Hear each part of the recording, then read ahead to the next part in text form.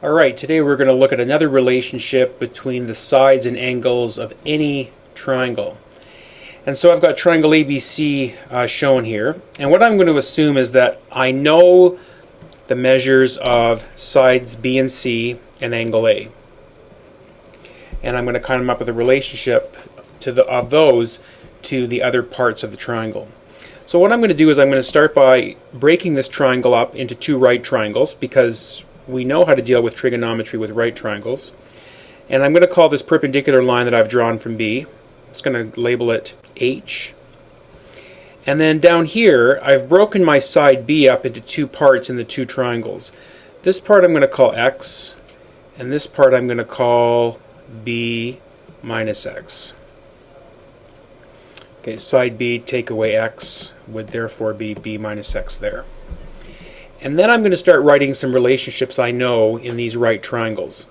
Well, one thing that might jump to mind is Pythagoras in both of these right triangles. I could write x squared plus h squared is c squared for that triangle.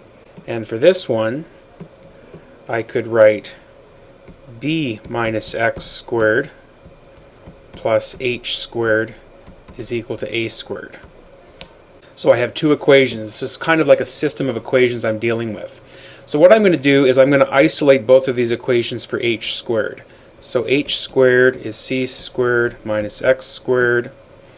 And in this one, h squared would be a squared minus b minus x squared.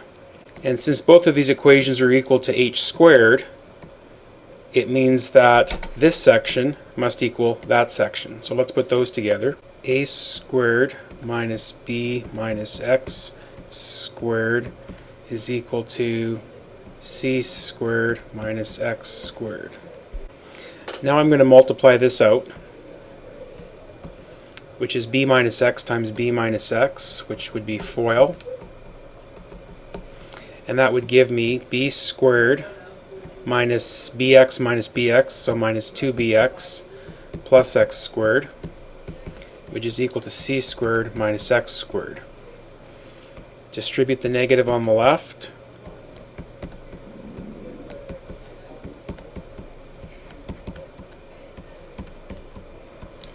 And if I add x squared to both sides, the x squareds will cancel out of both sides. Okay, to finish this up, I'm going to get a squared by itself.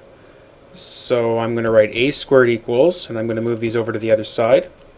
So that would be b squared. I'm going to put the c squared next. I'm bringing this over, so it's minus 2bx. Now, I'm coming down to quite a nice relationship involving a, b, and c, but I have an x in here that I don't really want, because that was something I created from my original triangle. So if I look back up top, I'll notice that I can get a relationship with x. If I focus in on this right triangle, right here, I could say that the cosine, and I'm going to use basic trigonometry here for this right triangle, the cosine of angle A would be the adjacent side x divided by the hypotenuse c. In other words, if I multiply both sides by c, x would be c times cosine A. So down below, I'm going to replace x with this expression. And so my final statement becomes a squared equals b squared plus c squared. Now that part so far sounds familiar. That's like a relationship we know in a right triangle. But what we had above, the big triangle above, was not a right triangle. And so what this is suggesting is that the relationship has just a little bit extra to it. It has a minus 2b times x, which is c times cosine A. And this is called the cosine law. Now you can write the cosine law starting with any side you wish. I did it above in order to get a squared by itself. But had I reconfigured the diagram and set my height up differently, I might have gotten b squared alone, and that would have equaled the other two sides squared minus 2 times these two sides, AC, times the cosine of Notice the relationship here. The angle here is the angle across from this side over here. So this would be B. Or if I had wanted my relationship for c squared, it would have been a squared plus b squared minus 2ab times the cosine of the angle across from this side, c. That's the relationship between the angles and sides of any triangle. Alright, here's an example, and we want to find the length of side B. Now, before we draw this out, you might wonder, well, how am I going to know whether I'm going to use the sine law or the cosine law? It's all going to be related to this information that you know. Alright, so we have sides A and C and angle B. So if angle B was here, let's put that in first, 60 degrees. And let's say this was angle A and this was angle C. And we know that A, which is across from angle A, is 3, and C is across from angle C. You'll notice that we do not know an angle and a side across from it. We have an angle, but we don't know the side across from it. This would be B. Alright, so what I'm saying is we can't use the sine law, because to use the sine law we need to know an angle and a side across from it. But what we can use is the cosine law, because we know an angle and we want to find a side across from that angle, and we know two sides that are on either side of the angle we know. This is the classic time when cosine law can be used. When you have two sides and an angle in between those two sides, you can find the length of the side across from the given angle. B squared is equal to 3 squared plus 4 squared minus 2 times 3 times 4 times the cosine of 60 degrees.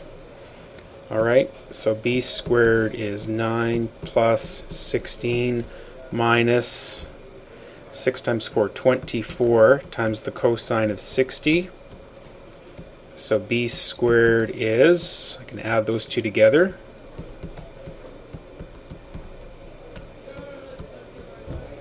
alright, and at this point I'm going to type this into my calculator. I can't go 25 minus 24 because the 24 is multiplied onto the cosine of 60. So I'm going to type this expression into my calculator, and B squared is 13, and so the length of B is the square root of 13, and that's coming out to 3.61 centimeters. You might be wondering, is there only one possible answer for the length of side B? Yes, there is. Remember, the only time you can possibly get more than one triangle given three pieces of information is if you have two sides and the angle not in between them, or if you have three angles. And what we were given here was two sides and the angle in between them, which we call SAS. Okay? And that will confirm only one triangle. Another use of the cosine law is when you know three sides. So you have a triangle.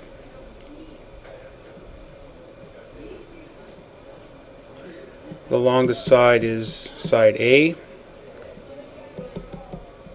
B is 11, and C is 9. And so my angles, angle A would be there, angle C would be there, angle B would be there. And we want to find the measure of the largest angle. Well, the largest angle will be across from the largest side, so that would be angle A. So we want to find angle A. Can't use the sine law for this question, because to use the sine law I have to have an angle and a side both known across from each other. In this case I don't know any angles, so I need to use the cosine law.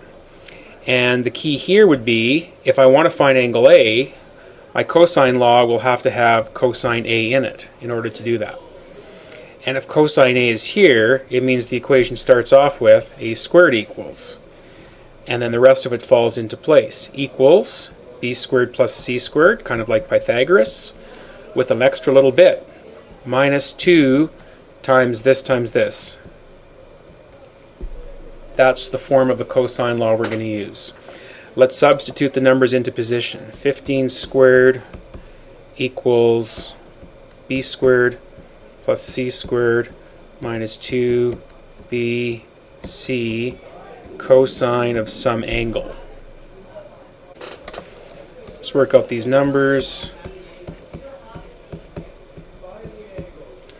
2 times 11 is 22, times 9 is 198 cosine A. Alright, what I'm going towards here is getting cosine A isolated. So I can subtract 121 and 81. And then I'll have to divide by negative 198.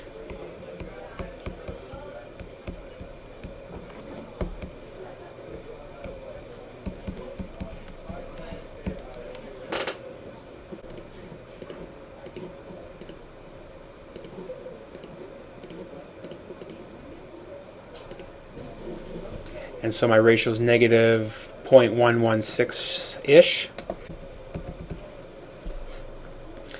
Now, we want to find the angle, and you'll know that when cosine is negative, the angle could be in quadrants 2,